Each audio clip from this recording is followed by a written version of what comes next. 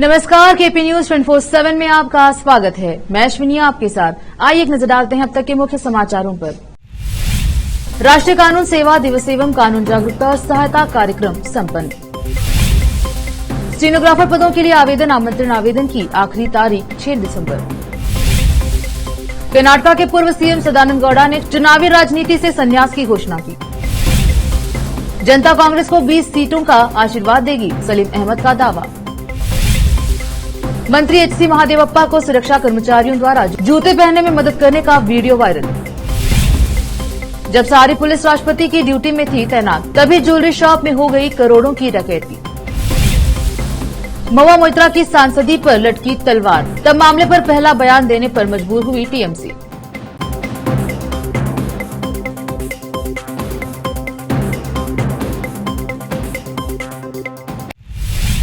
समाचारों का सिलसिला शुरू करते हुए देखते हैं समाचार विस्तार से। जिला कानून सेवा प्राधिकरण बीदर जिला बार एसोसिएशन महिला एवं बाल कल्याण विभाग द्वारा आज राष्ट्रीय कानून सेवा दिवस एवं कानून जागरूकता और सहायता कार्यक्रम का आयोजन किया गया। कार्यक्रम का उद्घाटन प्रधान एवं सत्र न्यायाधीश और डीएलएसए अध्यक्ष विजय कुमार मालसिद्दप्पानंद शेट्टी ने किया। इस अवसर पर सिविल न्यायाधीश एसके कनकट्टे सहित कार्यक्रम की अध्यक्षता प्रभाकर महिला एवं बाल कल्याण विभाग की उपनिदेशक प्रभाकर कविता ने किया।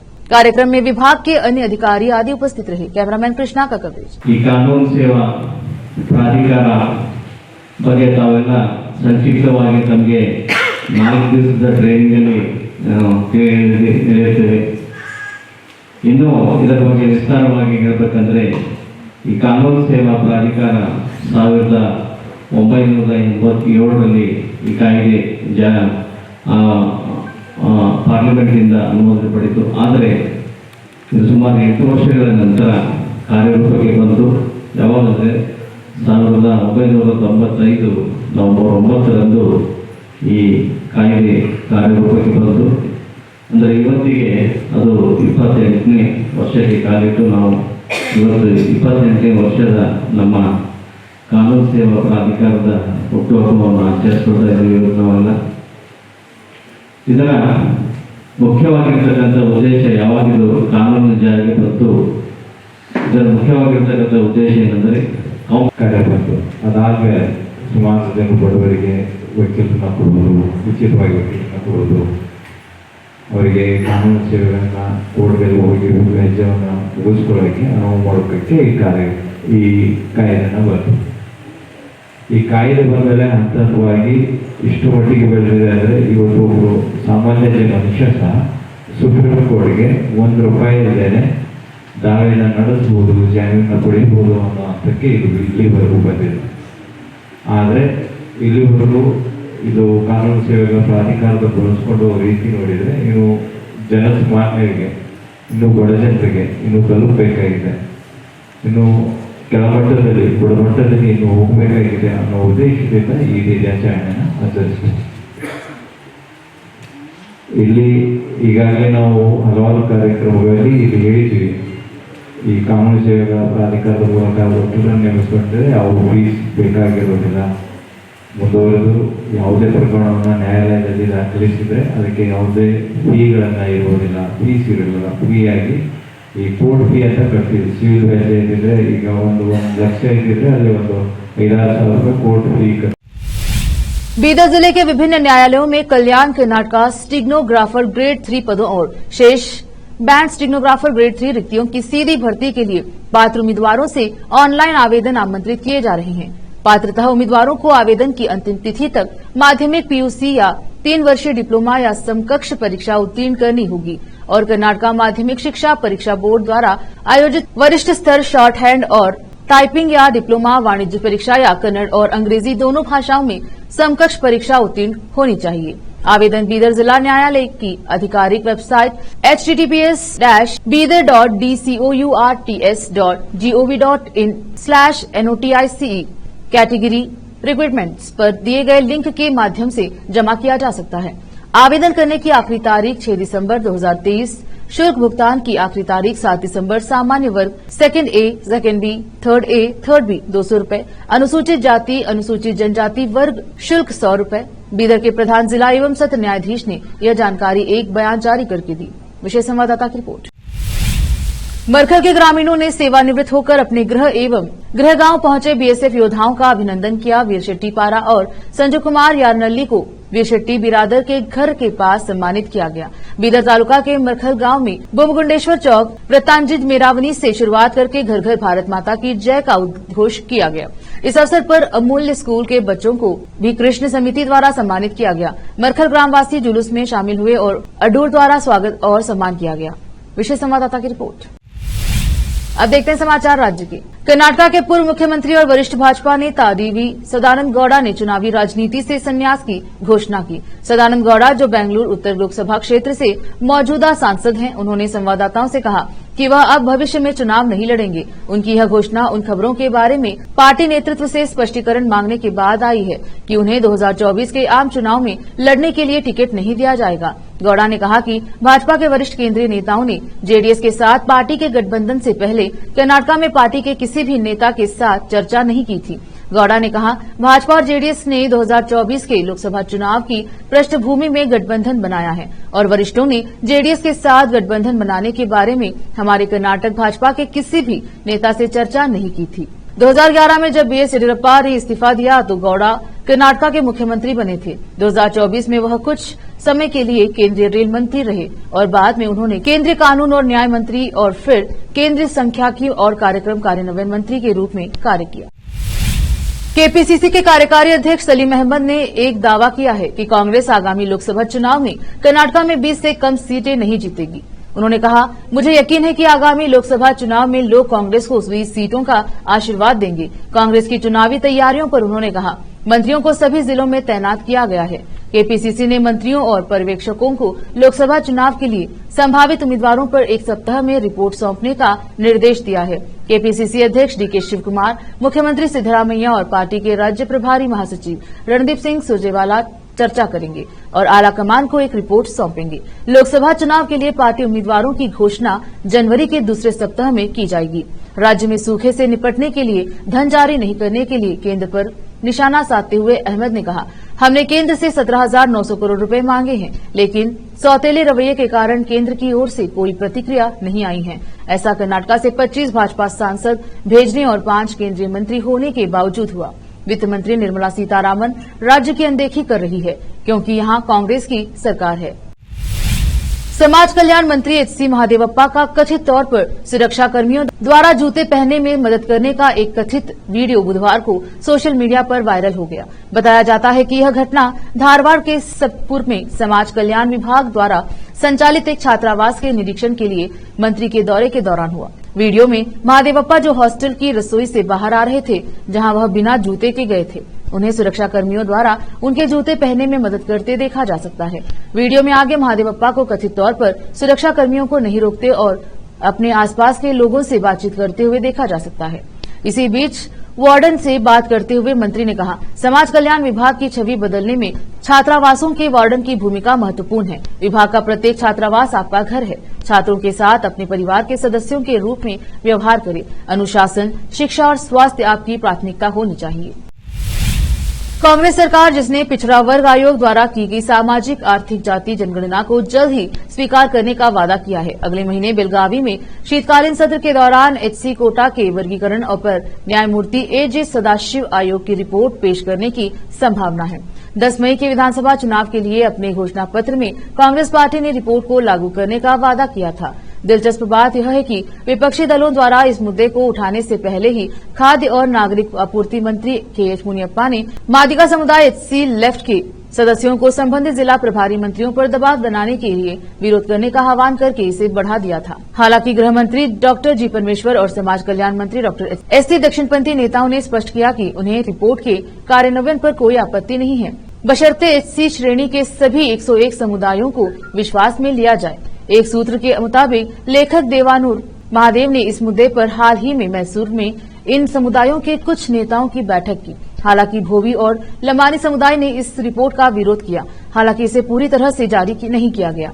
रिपोर्ट में 15% एचसी कोटा के वर्गीकरण की सिफारिश की गई है, जिसमें एससी बाय को 6%, दाय को 5%, भोवी, लंबानी, कोराचा और कोरमा जातियों को 3% और अन्य को 1% शामिल किया गया है। हालांकि पिछली बॉम्बे सरकार ने न्यायमूर्ति नागमोहन दास आयोग की सिफारिशों के बाद एक अध्यादेश के माध्यम से एससी कोटा बढ़ाकर 17% कर दिया था। रोकते हैं समाचारों का सिलसिला, लेते छोटा सा ब्रेक।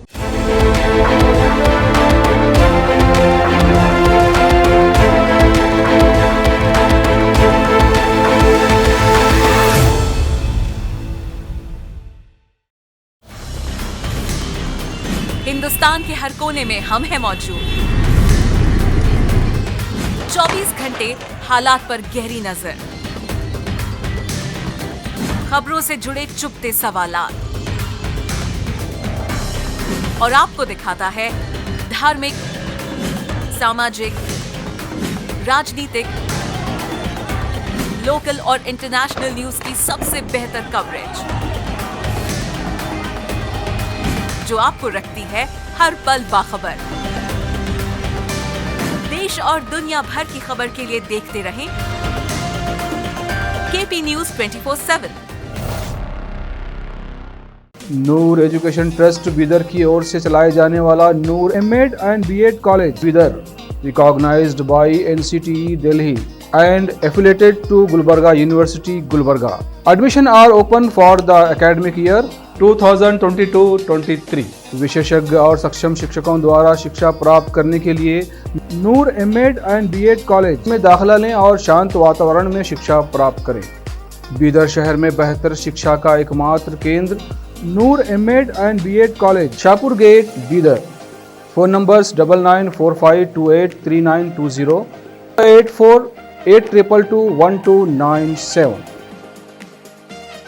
ब्रेक के बाद स्वागत है आपका, देखते हैं समाचार देश के।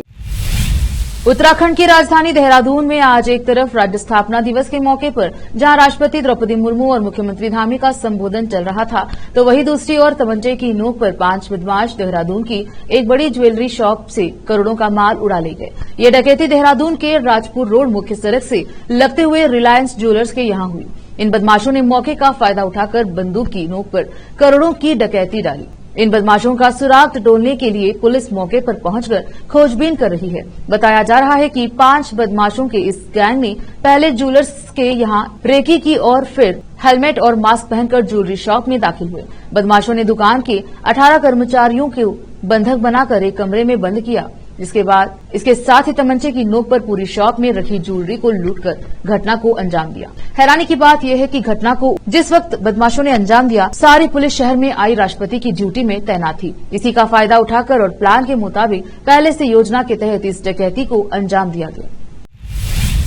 पैसे लेकर संसद में सवाल पूछने के आरोपों के मामले में तृणमूल कांग्रेस की सांसद महुआ मोइत्रा की मुश्किलें बढ़ती चली जा रही हैं। एक ओर लोकसभा की एथिक्स कमेटी इस मामले में सुनवाई कर रही है, तो वहीं तृणमूल कांग्रेस और पार्टी प्रमुख ममता बनर्जी ने भी महुआ मोइत्रा के समर्थन में अब तक कुछ भी नहीं बोला है। हालांकि अब तृणमूल कांग्रेस के राष्ट्रीय सचिव अभिषेक बनर्जी ने इस मामले पर नपा तुला बयान जारी किया है।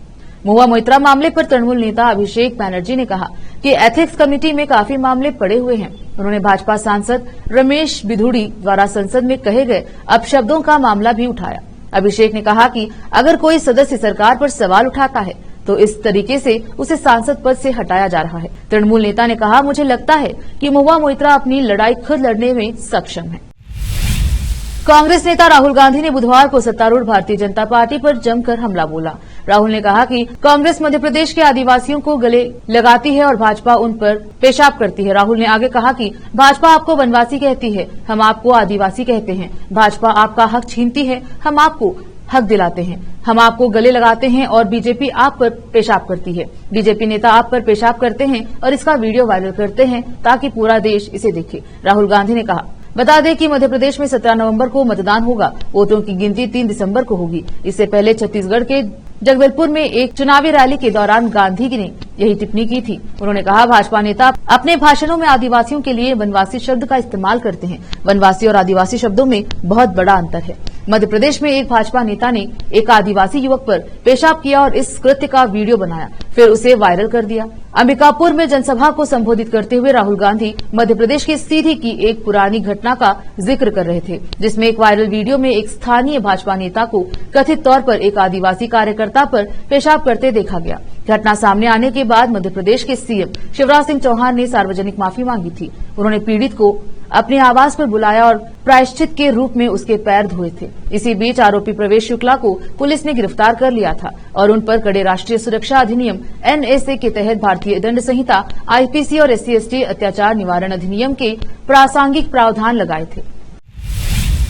भारत में रोहिंग्याओं की अवैध घुसपैठ शुरू से ही एक बड़ा मुद्दा है। भारत के विभिन्न राज्यों में हजारों की संख्या में रोहिंग्या अवैध रूप से रह रहे हैं। अब इस अवैध घुसपैठ को रोकने के लिए एजेंसियों की ओर से सख्त कदम उठाए जा रहे हैं। केंद्रीय जांच एजेंसी NIA और असम पुलिस ने एक संयुक्त अभियान में कथित तौर पर रोहिंग्याओं को अवैध रूप से भारत में प्रवेश करवाने के आरोप में 47 दलालों को गिरफ्तार किया है। असम के विशेष डीजीपी हरमीत सिंह ने कहा कि सावधानी पूर्वक योजना बनाने के बाद 8 नवंबर की सुबह NIA और असम पुलिस द्वारा विभिन्न राज्य पुलिस बलों के साथ मिलकर एक देशव्यापी ऑपरेशन शुरू किया गया था। इस ऑपरेशन में अब तक कुल 47 दलालों और बिचौलियों को गिरफ्तार किया गया है। इस मामले में जिन्हें गिरफ्तार किया गया है उनमें से 25 त्रिपुरा से, 5 असम से, 3 पश्चिम बंगाल से, 9 कर्नाटक से, 1 हरियाणा और तेलंगाना से और 3 तमिलनाडु से हैं। असम पुलिस ने बताया कि फरवरी 2023 में करीमगंज रेलवे स्टेशन पर त्रिपुरा से आ रही एक ट्रेन में रोहिंग्याओं के एक समूह का पता चला। जांच के बाद यह बात सामने आई कि अवैध रोहिंग्या और घुसपैठिया भारत बांग्लादेश सीमा के जरिए भारत में प्रवेश कर रहे हैं। इस घटना के बाद असम पुलिस ने सतर्कता और अभियान बढ़ा दिया, जिसके परिणाम स्वरूप 450 अवैध प्रवासियों और बांग्लादेशियों को सीमा सुरक्षा बलों की सहायता से रोका गया और वापस लौटा दिया गया। फिल्मी दुनिया से राजनीति की दुनिया में आकर जनसेना पार्टी नाम से राजनीतिक दल बनाकर तेलंगाना के चुनावी मैदान में उतरने वाले पवन कल्याण ने मंगलवार को हैदराबाद की चुनावी जनसभा में प्रधानमंत्री नरेंद्र मोदी के साथ मंच पर मौजूद रहकर गठबंधन को लेकर चल रहे तमाम कयासों को पूरी तरह से खत्म कर दिया। हैदराबाद की चुनावी सभा में प्रधानमंत्री मोदी ने पवन कल्याण को पूरा तवज्जो देकर राज्य की जनता को भी राजनीतिक संदेश देने का प्रयास किया। प्रधानमंत्री मंच पर काफी देर तक पवन कल्याण के साथ बातचीत करते नजर आए। प्रधानमंत्री ने मंच से लोगों को संबोधित करने के दौरान भी पवन कल्याण का नाम लेते हुए कहा, मंच पर मेरे साथ पवन है, लेकिन मैदान में आंधी है। तेलंगाना में बदलाव की जो आंधी चल रही है उसे इस विशाल जनसभा में भी महसूस किया जा सकता है। तेलंगाना का विश्वास अब भाजपा पर है। पिछले 9 वर्षों से तेलंगाना में विकास विरोधी, पिछड़ा वर्ग विरोधी, SC और ST विरोधी सरकार है। दरअसल तेलंगाना की 32 विधानसभा सीटों पर चुनाव लड़ने की घोषणा कर चुकी पवन कल्याण की पार्टी जनसेना आखिरकार भाजपा के प्रस्ताव पर सहमत हो गई है। भाजपा के सूत्रों की माने तो पार्टी आलाकमान भी एक कदम और आगे बढ़ाते हुए स्थानीय नेताओं के इनकार के बावजूद पवन कल्याण की जनसेना पार्टी को 9 सीटें देने को तैयार हो गई है।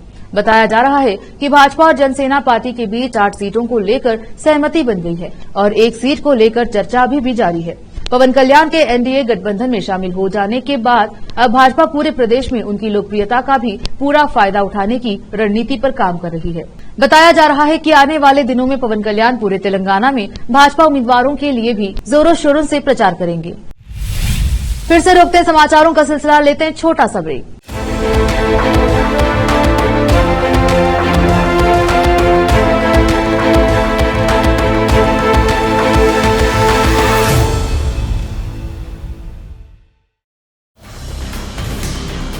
हिंदुस्तान के हर कोने में हम हैं मौजूद। 24 घंटे हालात पर गहरी नजर, खबरों से जुड़े चुपते सवालात और आपको दिखाता है धार्मिक, सामाजिक, राजनीतिक, लोकल और इंटरनेशनल न्यूज की सबसे बेहतर कवरेज जो आपको रखती है हर पल बाखबर। देश और दुनिया भर की खबर के लिए देखते रहें KP News 24/7।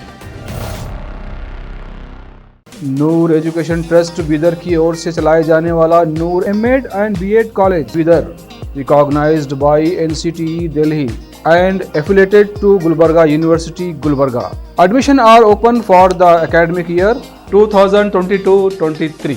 विशेषज्ञ और सक्षम शिक्षकों द्वारा शिक्षा प्राप्त करने के लिए नूर एमएड एंड बीएड कॉलेज में दाखिला लें और शांत वातावरण में शिक्षा प्राप्त करें। बीदर शहर में बेहतर शिक्षा का एकमात्र केंद्र Noor MEd and BEd college, Shahpur gate, Bidar.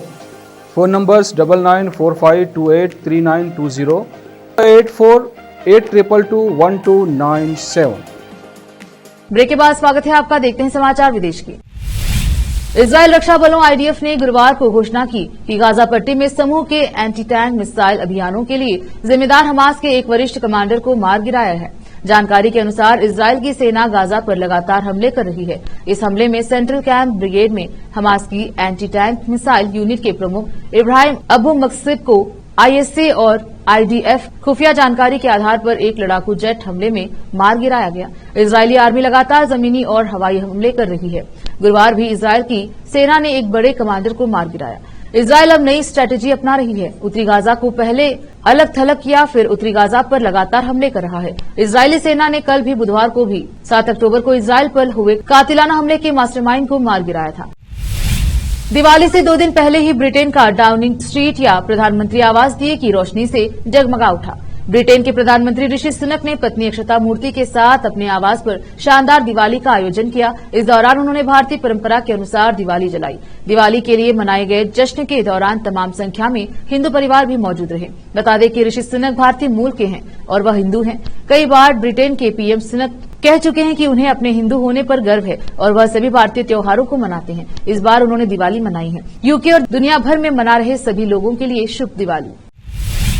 एक नजर फिल्मों के समाचारों पर। 21वें दिन भी नहीं कम हो रहा लियो का जादू, 600 करोड़ क्लब में हो सकती है शामिल। अब समाचार खेल जगत के। ट्रेंट बोल्ट का नया कीर्तिमान, न्यूजीलैंड के लिए ऐसा करने वाले पहले खिलाड़ी बने। आखिर में समाचार बाजार के। महंगाई कंट्रोल करने पर आरबीआई का है पूरा फोकस, शक्तिकांत दास ने कहा, हम पूरी तरह से सतर्क। फिर से एक नजर आज के मुख्य समाचारों पर। राष्ट्रीय कानून सेवा दिवस एवं कानून जागरूकता और सहायता कार्यक्रम संपन्न। स्टेनोग्राफर पदों के लिए आवेदन आमंत्रण आवेदन की आखिरी तारीख 6 दिसंबर। कर्नाटक के पूर्व सीएम सदानंद गौड़ा ने चुनावी राजनीति से संन्यास की घोषणा की। जनता कांग्रेस को 20 सीटों का आशीर्वाद देगी, सलीम अहमद का दावा। मंत्री एचसी महादेवप्पा को सुरक्षा कर्मचारियों द्वारा जूते पहनने में मदद करने का वीडियो वायरल। जब सारी पुलिस राष्ट्रपति की ड्यूटी में थी तैनात, तभी ज्वेलरी शॉप में हो गई करोड़ों की डकैती। महुआ मोइत्रा की सांसदी पर लटकी तलवार, तब मामले पर पहला बयान देने पर मजबूर हुई टीएमसी।